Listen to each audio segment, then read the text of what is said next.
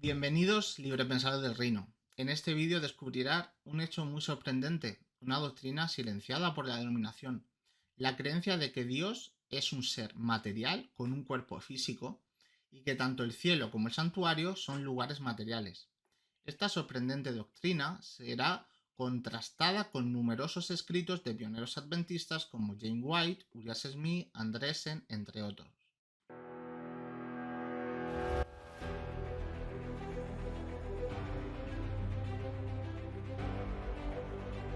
Por favor, estoy empezando.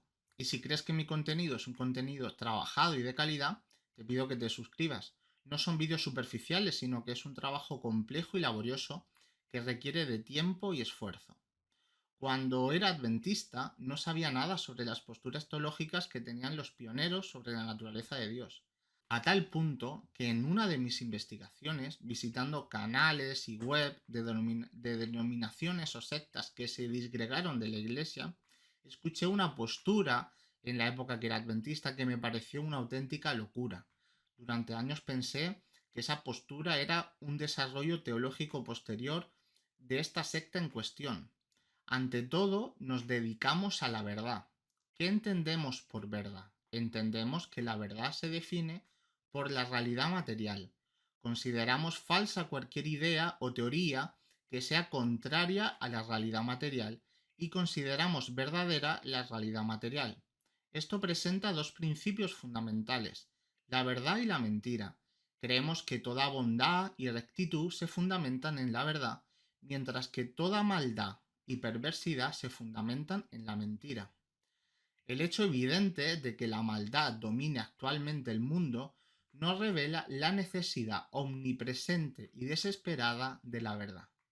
Nuestro propósito y misión es comprender la verdad con mayor claridad y dejar que su luz cada vez más intensa brille sobre todos. Davidianos de la rama, adventistas del séptimo día. Entonces, todo lo que es verdad para ellos es realidad material, por lo que el Padre sería una persona con cuerpo material, el Hijo otra persona con cuerpo material, el cielo sería un lugar físico y material, incluido el santuario celestial que también sería un lugar físico y material. Imagínense mi sorpresa cuando años más tarde descubro que esta posición no es exclusiva de esta pequeña secta, sino que por el contrario era la posición que tenían los pioneros adventistas originales. Para entender esto hay que entender que entre el 1800 y el 1900 había tres corrientes de pensamiento sobre la naturaleza de Dios y los planos celestiales. En las corrientes restauracionistas, dentro de movimientos religiosos estadounidenses de los siglos XVIII y XIX, lo que se conoce como las manifestaciones tardías del segundo gran despertar americano, sobre la naturaleza de Dios, el cielo y el santuario celestial, la corriente materialista o corpórea sostenía que Dios tiene un cuerpo material y que el cielo es un lugar físico y que el santuario celestial es una entidad material y literal. Ejemplos de denominaciones que siguieron esta tendencia: la Iglesia Adventista del Séptimo Día, pioneros, o la Iglesia de Jesucristo de los Santos de los Últimos Días, mormones. La corriente espiritualista o idealista sostenía que Dios es un ser inmaterial, que el cielo es un plano de existencia espiritual, no material, y que el santuario celestial no es literal, sino simbólico espiritual. Por ejemplo, la Iglesia de Dios del Séptimo Día, los otros adventistas, la Iglesia de Dios Unida o los estudiantes de la Biblia o testigos de Jehová, pero no totalmente. La tercera corriente era la corriente mixta o tipológica simbólica. También se le llamó corriente realista bíblica, semimaterialista, literal espiritual o materialidad refinada, según el autor, que buscaba un punto medio o una síntesis. Esta posición intentaba tomar literalmente el lenguaje bíblico sin caer en un materialismo grosero ni en un espiritualismo platónico. La Iglesia Adventista del Séptimo Día en la actualidad, William Miller o Joseph Mede, que fue un anglicano puritano, primero en establecer esta corriente, Hasta ahora hemos visto varias citas que nos revelan un poco que efectivamente esta doctrina fue el fundamento de la fe adventista y que fue la doctrina que los pioneros mayoritariamente quisieron defender de Kellogg. Elena de White le escribió al Dr. Kellogg lo siguiente: usted no está completamente claro con respecto a la personalidad de Dios, lo cual es todo para nosotros como pueblo.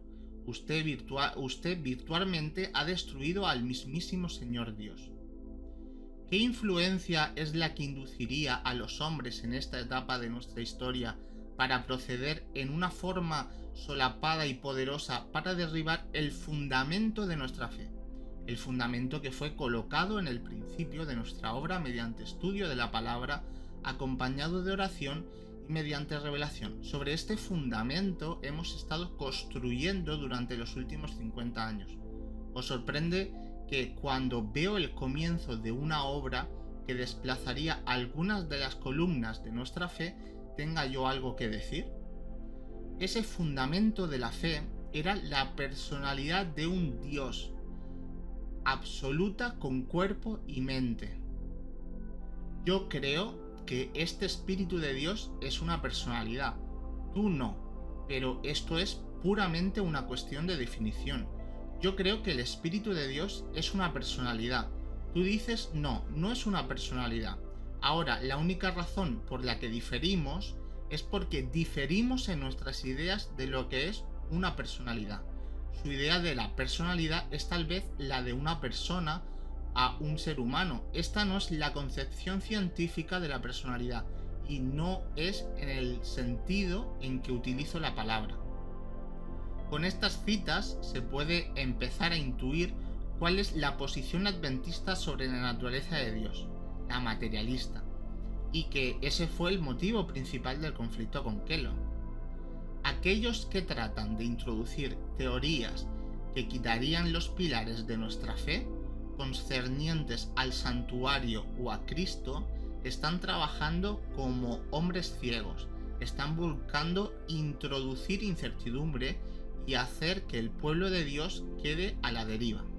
Estas teorías eran las que desmaterializaban estos conceptos, ya que si no es material no es verdad. Por lo tanto, llevaban a la gente de la verdad a la mentira con cosas que no existen, inmateriales. Para ellos, preservar la materialidad era preservar la verdad. Vi un trono blanco y sobre él se sentaba el Padre y el Hijo. Me fijé en el rostro de Jesús y admiré su hermosa persona. No pude contemplar la persona del Padre, pues le cubría una nube gloriosa de luz. Pregunté a Jesús si su padre tenía forma como él. Dijo que la tenía, que tenía forma como él, pero que yo no podía contemplarla. Porque dijo, si llegases a contemplar la gloria de su persona, dejarías de existir. Se me ha acusado con frecuencia y falsamente de enseñar opiniones peculiares propias del espiritismo. Pero antes de que el redactor de The Star diera con este engaño, el Señor me dio una visión de los efectos tristes y desoladores que producirían en la Grey ese redactor y otros al enseñar tales opiniones espiritistas. He visto con frecuencia al amable Jesús y sé que es una persona. Le pregunté si su padre era una persona y dijo que tenía forma como él. Dijo, Jesús, soy la misma imagen expresa de la persona de mi padre. A menudo había visto que la visión espiritual restaba gloria al cielo, y que en muchas mentes el trono de David y la amada persona de Jesús habían sido quemados por el fuego de la interpretación espiritual. Está defendiendo la posición materialista y rebatiendo otras de las corrientes de las posiciones de su época, la espiritualista. Tenemos también citas que defienden que Jesús y el santuario eran materiales y que era Jesús el humano que subió en el lugar físico del cielo llamado santuario celestial. Jesús en materia en el cielo. Cristo llevó consigo al cielo su humanidad santificada. Llevó consigo a los atrios celestiales esa humanidad y la retendrá por los siglos eternos. Como hombre ascendió al cielo. Como hombre es sustituto y la garantía de la humanidad. Como hombre vive para hacer intercesión por nosotros. En Cristo la familia de la tierra y la familia del cielo están ligadas. Cristo glorificado es nuestro hermano. El cielo está incorporado en la humanidad y la humanidad envuelta en el seno del amor infinito. Él vino a este mundo y tomó la humanidad y se mantuvo como miembro de la familia humana. Él tiene la misma forma, la misma semejanza, un hombre en el cielo. Es más valioso para la humanidad que todos los ángeles. Cristo es el que intercede por nosotros. Santuario celestial en realidad física. Moisés subió a la montaña y contempló el edificio real, del cual el que construyó era tan solo una copia. El santuario terrenal fue construido a semejanza del celestial. Dios le mostró a Moisés un modelo de la estructura y le ordenó hacer todas las cosas conforme al modelo que se le había mostrado en el monte. El santuario celestial es la morada de Dios. El santuario celestial en el cual Jesús ministra en favor de nosotros es el gran original, del cual el santuario construido por Moisés era una copia. El santuario terrenal fue construido por Moisés, de acuerdo con el modelo que se le mostró en el monte. Era una copia del santuario celestial. Este santuario celestial es la morada de Dios y es un edificio real, no una figura ni una alegoría o metáfora. En el templo celestial, la morada de Dios, su trono está asentado en justicia y juicio.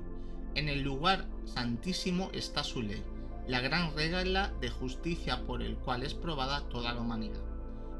Podemos ver que evidentemente Elena G. de White defendió que el cielo es un lugar físico, el cual hay un santuario el cual es físico, el cual Jesús ministra en él, el cual es físico.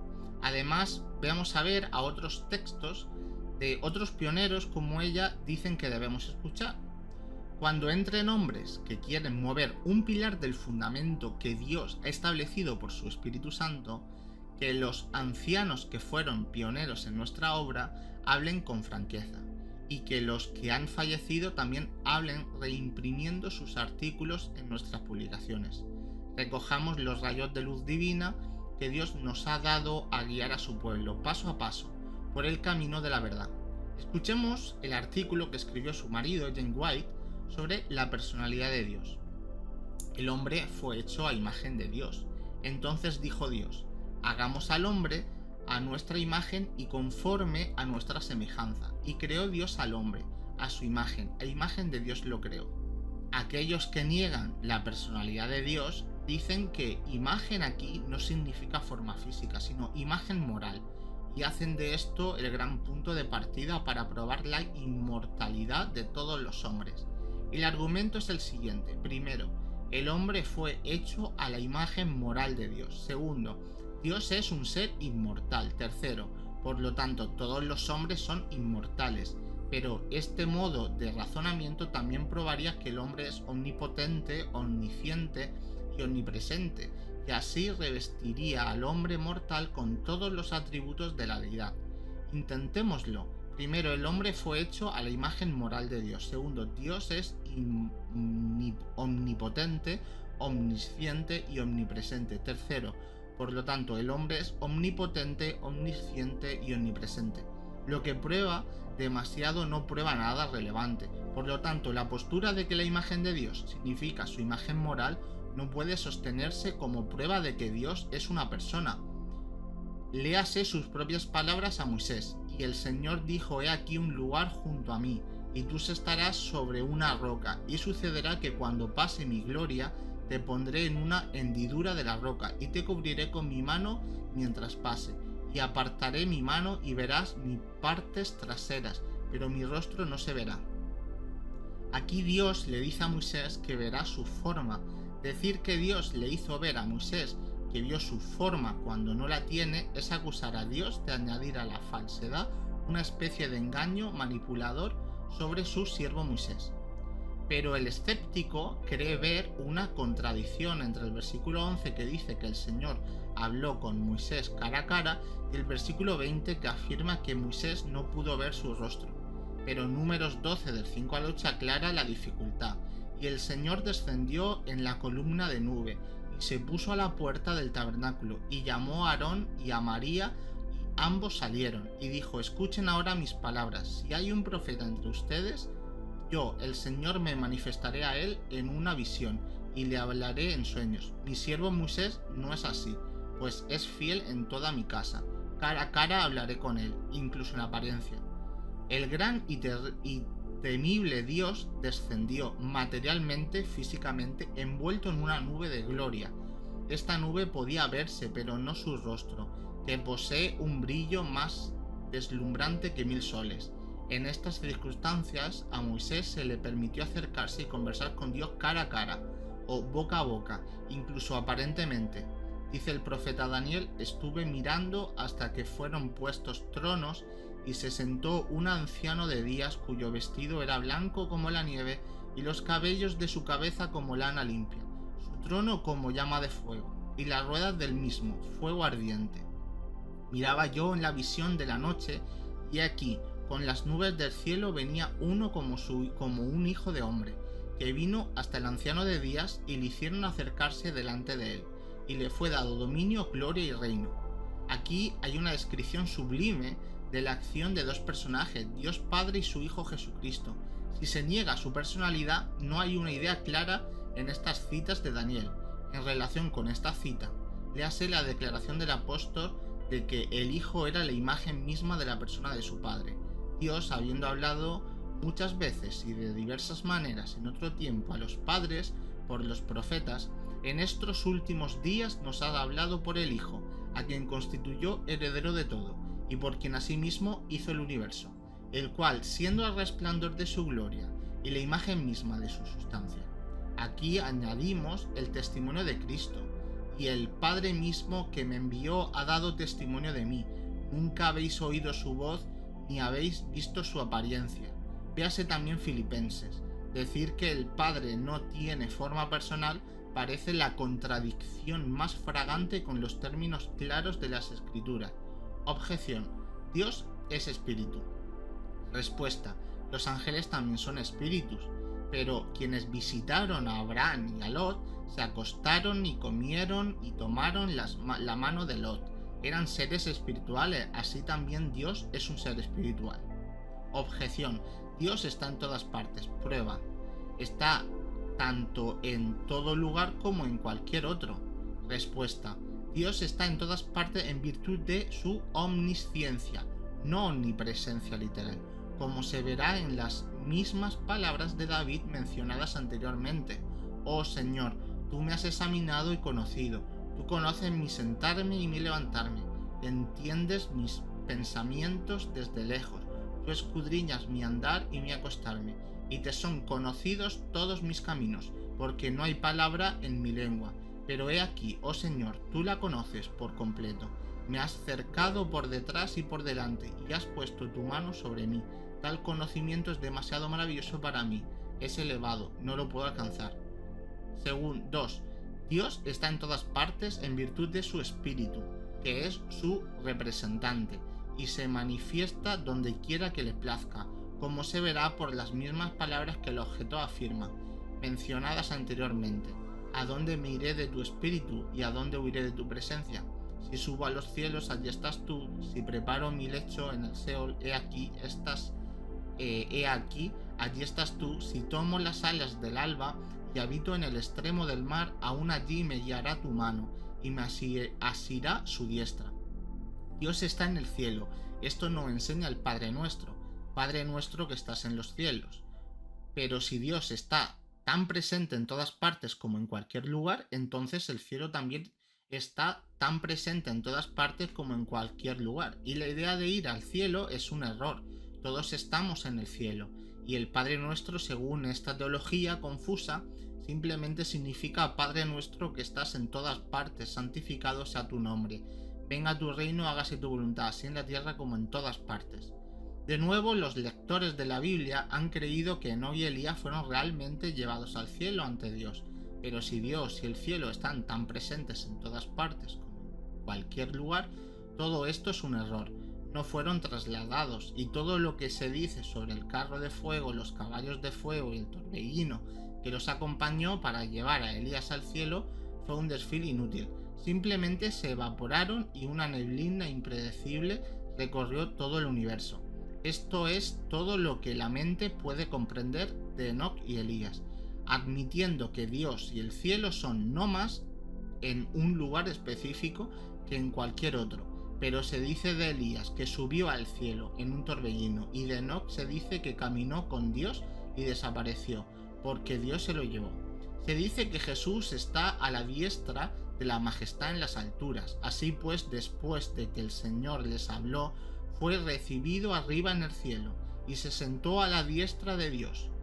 Pero si el cielo está en todas partes y Dios en todas partes, entonces la ascensión de Cristo al cielo, a la diestra del Padre, simplemente significa que fue a todas partes. Solo fue llevado a donde la nube lo ocultó de la mirada de sus discípulos y luego se evaporó y fue a todas partes.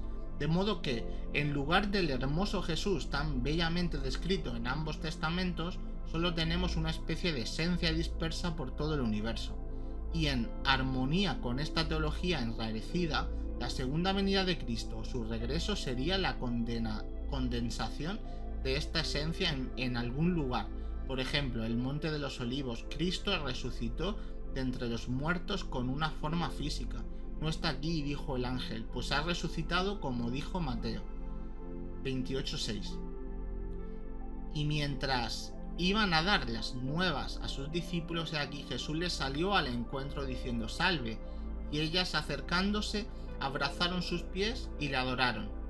«Mirad mis manos y mis pies», dijo Jesús a quienes dudaban de su resurrección. «Soy yo mismo, palpar y ver, porque un espíritu no tiene carne ni huesos como veis que yo tengo». Y dicho esto, les mostró las manos y los pies, y como ellos de alegría aún no lo creían y estaban maravillados, les dijo: «Tenéis aquí algo de comer». Y le dieron un trozo de pescado asado y un panal de miel, y él lo tomó y comió delante de ellos. Después de que Jesús se dirigió a sus discípulos en el Monte de los Olivos, fue llevado lejos de ellos, y una nube lo recibió y lo ocultó de su vista. Y mientras ellos miraban fijamente al cielo, mientras él subía, he aquí dos hombres con vestiduras blancas se pusieron de pie junto a ellos, los cuales también le dijeron: «Varones Galileos, ¿por qué estáis mirando al cielo? Este mismo Jesús que ha sido tomado de vosotros al cielo, vendrá de la misma manera como lo habéis visto ir al cielo». Inmaterialidad. Esto no es más que otro nombre para la nada. Es lo negativo de todas las cosas y seres, de toda existencia. No hay ni una sola partícula de prueba que pueda presentarse para establecer su existencia. No tiene forma de manifestarse a ninguna inteligencia en el cielo ni en la tierra. Ni Dios, ni los ángeles, ni los hombres podrían concebir tal sustancia, ser o cosa. No posee ninguna propiedad o poder por el cual manifestarse a ningún ser inteligente en el universo. La razón y la analogía nunca la analizan, ni siquiera la conciben. La revelación nunca la revela, y ninguno de nuestros sentidos atestigua su existencia. No puede ser vista, tocada, oída, gustada o olfateada, ni siquiera por los órganos más fuertes o las sensibilidades más agudas. No es líquida ni sólida, ni blanda ni dura, no puede entenderse ni contraerse. En resumen, no puede ejercer influencia alguna, no puede actuar ni ser actuada, e incluso si existiera, no podría ser de ninguna utilidad. No posee ninguna propiedad, facultad ni uso deseable. Sin embargo, aunque parezca extraño, la inmaterialidad es el Dios del cristiano moderno, su cielo anticipado, su ser inmortal, su todo. Oh sectarismo, oh ateísmo, oh aniquilación. ¿Quién puede percibir las sutiles diferencias entre uno y otro? Parecen iguales, salvo en el nombre. El ateo no tiene Dios, el sectario tiene un Dios sin cuerpo ni partes. ¿Quién puede definir la diferencia? Por nuestra parte no percibimos la más mínima diferencia. Ambos afirman ser el negativo de todo, lo existente, y ambos son igualmente impotentes y desconocidos. El ateo no tiene otra vida ni existencia consciente más allá de la tumba. El sectario sí la tiene, pero es inmaterial, como su Dios, y sin cuerpo ni partes. Aquí de nuevo ambos son negativos y ambos llegan al mismo punto. Su fe y esperanza equivalen a lo mismo, solo que se expresan con términos diferentes. De nuevo, el ateo no tiene cielo en la eternidad. El sectario sí lo tiene, pero es inmaterial en todas sus propiedades, y por lo tanto es el negativo de todas las riquezas y sustancias. Aquí también son iguales y llegan al mismo punto. Como no les envidiamos la posesión de todo lo que reclaman, los dejaremos ahora en el disfrute tranquilo y sereno de lo mismo, y procederemos a examinar la porción que aún queda para el disfrute del despreciado materialista. ¿Qué es Dios? Es una inteligencia material y organizada, con cuerpo y partes. El hombre es a su imagen. ¿Qué es Jesucristo? Es el Hijo de Dios, y como su Padre es el resplandor de la gloria de su Padre y la imagen misma de su sustancia. Es una inteligencia material, con cuerpo, partes y pasiones. Posee carne y huesos inmortales. ¿Qué son los hombres? Son descendientes de Adán, son capaces de recibir inteligencia y exaltación hasta tal punto que pueden resucitar de entre los muertos con un cuerpo como el de Jesucristo y poseer carne y huesos inmortales. Así perfeccionados poseerán el universo material, es decir, la tierra como su herencia eterna. Con estas esperanzas y perspectivas ante nosotros decimos al mundo cristiano que se aferra a la inmaterialidad que son bienvenidos a su Dios, su vida, su cielo y su todo.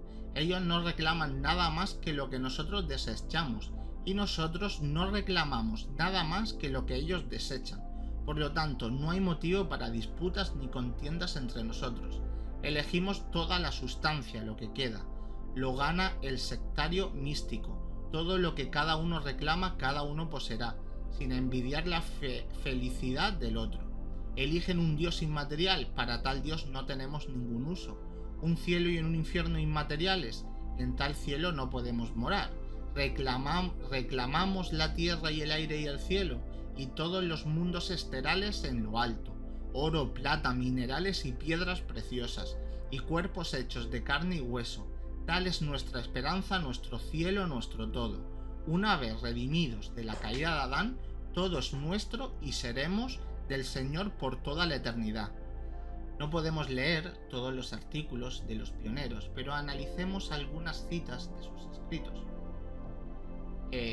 B.F. Rollins, J.N. Andrews, se le llama infidelidad y ateísmo, mientras que dicha fe se basa en la inmaterialidad o en la nada. Pero, ¿cuál es la creencia popular? La idea común del paraíso es la de una región elevada y aérea, donde los habitantes flotan en el éter o están misteriosamente suspendidos sobre la nada. La promesa se encuentra en Isaías 65:19, porque aquí que yo crearé cielos nuevos y tierra nueva. Porque en el versículo 21 dice, y edificarán casas, y las habitarán, y plantarán viñas, y comerán su fruto. Jesucristo posee la materialidad, esa misma forma humana marcada por los clavos en la cruz y con la que comió y bebió con sus discípulos. Ahora ejerce todo el poder, tanto en el cielo como en la tierra. Charmes dice, la resurrección purificará nuestro materialismo. Es necesario que esto sea corruptible, que esta materialidad se vista de incorrupción. J.N. Lockbone. ¿Es Dios una persona? No podrás ver mi rostro, verás mis espaldas. Si Dios es un espíritu inmaterial, ¿qué sentido tiene decir que Dios puso su mano sobre el rostro de Moisés para impedirle ver lo invisible? Vieron al Dios de Israel y había debajo de sus pies como un embaldosado de zafiro. Se le permitió ver sus pies. Jesús poseía carne y huesos después de su resurrección, porque un espíritu no tiene carne ni huesos, como veis que yo tengo. Si Jesús está en el cielo con un cuerpo literal, no podrá ser el cielo, después de todo, un lugar literal. Pablo en Colosenses dice, ¿quién es la imagen de Dios invisible? Cristo tiene un cuerpo y se dice que es la imagen del Dios invisible. Hebreos 1:3, el cual, siendo el resplandor de su gloria y la imagen misma de su sustancia. He aquí, pues afirma claramente que Dios tiene una persona, Cristo es la imagen misma de ella. Un examen del testimonio de las Escrituras acerca de la condición actual del hombre y su futura recompensa o castigo. Urias Smith, Colosenses 3:1. Buscar las cosas de arriba donde está Cristo sentado a la diestra de Dios. Cosas de arriba. La palabra cosa significa cualquier sustancia, algo actual y real. ¿Pueden estas cosas mediante algún proceso evaporarse en la inmaterialidad? Pedro habla de una herencia incorruptible e inmaculada, reservada en el cielo, para nosotros. Pablo dice, sabiendo que tenéis una mejor y perdurable herencia en los cielos, este lenguaje es inconfundible. En el cielo no tenemos inmaterialidad ni nada, sino una herencia. Las cosas de arriba están precisamente donde Dios y Cristo tienen su morada. Allí está la ciudad santa, la nueva Jerusalén con su arco iris de preciosas piedras. Allí están sus puertas de perla y sus calles de oro. Allí está el árbol de la vida y el río de agua de la vida. J. H. Wagoner. Los ángeles de Dios no son meros fantasmas incorpóreos, son seres personales reales con forma y sustancia. No podemos concebir una criatura sin un cuerpo, porque todo lo creado solo puede, como criatura, vivir, actuar y existir en el espacio y el tiempo. Génesis 18:1-8 se dice que si comieron la comida que Abraham les preparó, se les representa con manos y pies, y se dice que comieron alimento material, lo que demuestra que eran seres materiales. George Stone. ¿Qué es la inmaterialidad? Estrictamente hablando no es material, no es materia, en otras palabras, no es sustancia. ¿Qué es aquello que no tiene sustancia? Considero la frase inmaterial como una que pertenece propiamente a las cosas que no son, un sonido sin sentido. R. F. Cottle. Dios formó al hombre del polvo de la tierra y creó Dios al hombre a su imagen. Conclusión, lo que fue formado del polvo fue hecho a imagen de Dios. Génesis 9:6. El que derramare sangre de hombre por el hombre, su sangre será derramada, porque a imagen de Dios es hecho el hombre. Lo que tenía sangre, aquello que era a imagen de Dios, por lo tanto, es el cuerpo el que es a imagen de Dios. Si el hombre real, el alma, es inmaterial, el autor del texto, Génesis 2:7, cometió un grave error, pues dice que Dios formó al hombre del polvo. El alma era el hombre y el hombre era el alma, y el hombre fue formado del polvo. P. M. Kanring. Dios es una persona real, con cuerpo, forma y morada local. El Dios de la Biblia no es un mero principio, una esencia o un alma del universo, sino un ser real y personal. Génesis 1:26-27. Hagamos al hombre a nuestra imagen. ¿De qué formó Dios al hombre? Del polvo. Entonces lo que fue formado del polvo es la imagen de Dios. Filipenses 2:5-8 es absolutamente decisivo, el cual siendo en forma de Dios, como Cristo pudo ser en forma de Dios, si Dios no tenía forma. Daniel, en su visión de Dios, lo describe así: un anciano de días cuyo vestido era blanco como la nieve y el cabello de su cabeza como lana limpia. Aquí se describe a Dios con cabeza y cabello. A lo largo de las escrituras, Dios es descrito como un ser en forma de hombre, así que se dice que tiene cabeza y cabellos, manos y pies, lomo, rostro, corazón, partes, forma, figura, persona, alma y espíritu. Pues librepensadores del reino, creo que la cantidad de citalidad aquí no deja lugar a dudas. Los adventistas del séptimo día creían en un Dios material. No era solo por guardar el sábado, no era solo por creer el advenimiento literal de Cristo, sino que había diferencias teológicas muy grandes, sustanciales con respecto al resto de denominaciones evangélicas. La única denominación grande que tiene estas posiciones es la Iglesia mormona.